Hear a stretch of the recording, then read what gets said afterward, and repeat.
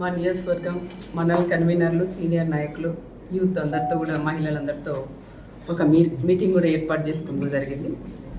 ఈ మీటింగ్ ముఖ్య ఉద్దేశం కూడా ఏంటంటే, రేపటి రోజు జగన్మోహన్ రెడ్డి గారు పాపరెడ్డిపల్లి గ్రామానికి కూడా వస్తున్నారు. లింగమయ్య ఆ కుటుంబాన్ని కూడా పరామర్శించడానికి ఆయన వస్తున్నారు కాబట్టి దాని గురించి మేము ఇక్కడ ఒక మీటింగ్ కూడా నేను ఏర్పాటు చేసుకున్నాం. మా వాళ్ళలో అంటే మా తెలుగుదేశం నాయకులు కానీ కార్యకర్తలు కానీ పరిటాల రవి గారి అభిమానం ఎంతో ఆవేదనగా కూడా ఈరోజు వాళ్ళలో కూడా కనిపించింది. మీరు కూడా ఇప్పుడు చూసింటారు. జగన్ రెడ్డి వస్తున్నారు, ఆయన హెలికాప్టర్ దిక్కకూడదు, మేము చుట్టుముట్టి మళ్ళీ తిరిగి ఎన్నిక పంపిస్తామని వాళ్ళ ఆవేదన కూడా ఈరోజు చెప్పింది కూడా జరిగింది. ఎందుకంటున్నారంటే, ఆ రోజు పులివిందలకి పరిటాల రవి అని వెళ్ళినప్పుడు అడగడగనా చెక్ చేసి ఆయనకు ప్రాణహామీ ఉండదని తెలిసినా అడగడగిన చెక్ చేసి కేవలం 3 బండ్లు మాత్రమే పంపించి అక్కడ కోర్టులో కూడా హాజరైనారనే విషయం చాలా మందిలో ఆ రోజు తిరిగి వెళ్ళిన వాళ్ళందరికీ, పరిటాల రవి గారితో ఎవరైతే వెళ్ళారో వాళ్ళందరికీ కూడా ఆవేదన, ఆ బాధ అనేది ఈరోజు కళ్ళకు కట్టినట్లు కూడా కనిపించింది. మరి ఈరోజు మన రామగిరి మండలానికి వస్తున్నారు, మన ప్రాంతానికి వస్తున్నారు, ఆయన రాకూడదు, మీరు నో అని చెప్పొద్దండి అని నన్ను గట్టిగా కూడా నిలదీస్తున్నారు. అయినా ఈరోజు మా నాయకుడు చంద్రబాబు నాయుడు గారు మాకు ఒకటే నేర్పించారు. ఆయన చావుదానికి వస్తున్న చావుదాన్నే ఒక రాజకీయంగా లింగమయ్య అనే వ్యక్తే కనీసం ప్రకాష్ రెడ్డి అనే వ్యక్తికి కూడా తెలియదు. లింగమయ్య ఫ్యామిలీ కూడా తెలుగుదేశంలోనే ఉండేవాళ్ళు. వాళ్ళ పిల్లలకు కూడా ఉద్యోగాలు కూడా ఆ రోజులు ఇప్పించింది కూడా మేమే అని కూడా మేము చెప్పుకోవచ్చు. కానీ కొన్ని సందర్భాల్లో పార్టీలు కూడా మారిన తర్వాత అనుకోకుండా మన ఉగాది రోజు సంఘటన జరగడం, ఆ సంఘటన జరిగినప్పుడు ఒకరికొకరు కొట్టుకొని ఆ రోజు చనిపోవడం కూడా చాలా బాధాకరం. ఫస్ట్ జగన్ రెడ్డికిను ప్రకాష్ రెడ్డికి కాదు బాధపడిన వ్యక్తి నేనని కూడా చెప్పుకోవచ్చు. నా ప్రాంతంలో, నా మండలంలో ఈ విధంగా జరగడం అది చాలా బాధాకరం అని కూడా మేము చేసాం.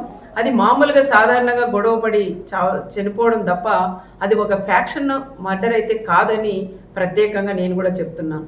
ఒక ఫ్యాక్షన్ మర్డర్గా సృష్టించి తోపు బ్రదర్స్ వాళ్ళు ఏదో రకంగా రాజకీయంగా చేయాలండి. లాస్ట్ 5 ఏళ్ళు వాళ్ళు ప్రతిపక్షంలో ఉన్నప్పుడు కూడా కురుబస్సును ముందు పెట్టుకొని ఒక పక్క వాల్మీకి, ఒక పక్క కురుబ వాళ్ళు ముందు పెట్టుకొని కూడా రాజకీయం కూడా చేశారు. మళ్ళీ వాళ్ళు ఎమ్మెల్యే అయిన తర్వాత పాపం వాళ్ళు పట్టించుకుని పాపాన్ని కూడా పోలేదు.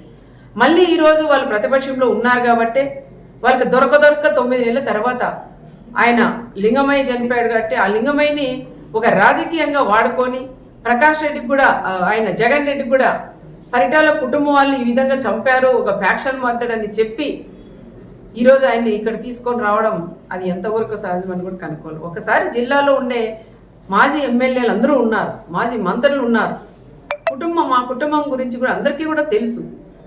కానీ ఈరోజు ఆయన్ని వీళ్ళు వచ్చేదానికి ధైర్యం లేక, ప్రకాష్ రెడ్డి వాళ్ళు వచ్చేదానికి కూడా ధైర్యం లేక ఈరోజు ఆయన్ని పిలిపియడం అది ఎంతవరకు ఒక్కసారి కనుక్కోవాలా.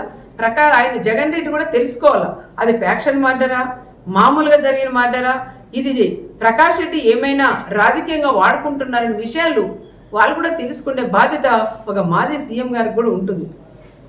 కానీ ఆ రకంగా కాకుండా వీళ్ళలో విభేదాలు పెట్టుకొని ఓ పక్క మాజీ ఎంపీను, ఓ పక్క మాజీ ఎమ్మెల్యే వీళ్ళిద్దరి మధ్యలో గొడవలు పెట్టుకొని నేను తీసుకురాలా, నువ్వు తీసుకురాలని పట్టింపుతో ఈరోజు ఆయన కూడా తీసుకొస్తాం. ఓకే తీసుకురండి, నేను వద్దని చెప్పను.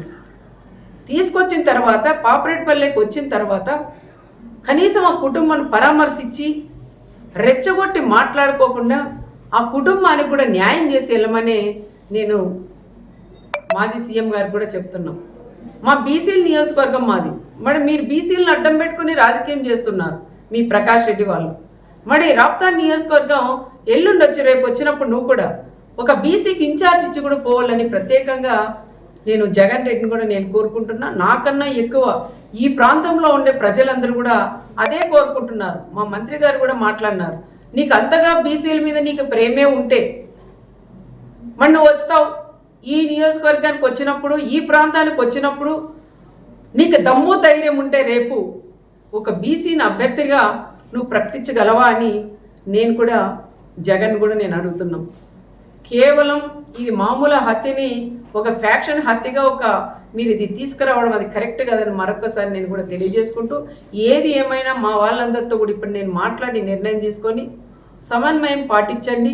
వీళ్ళు గొడవలు పెట్టి కక్షలు పెట్టి ఏదో విధంగా మనల్ని గొడవల్లోకి లాగుతున్నారు. దయచేసి వాళ్ళ ఉచ్చులో పడొద్దండి. దయచేసి అలాంటి వాళ్ళని నమ్మొద్దండి. దమ్ముంటే మీరు మా జగన్ని ఆపగలరా అంటారు. దమ్ముంది, ఎవరు మీరు అవసరం లేదు, నాకు దమ్ముంది. ఎంతమంది డిపార్ట్మెంట్ వాళ్ళు ఉన్నా నాకు దమ్ముంది, నేను నిలబెట్టగలను, నేను రాని నేను అనుకుంటే. కానీ మాది అలాంటి సంస్కృతి కాదు.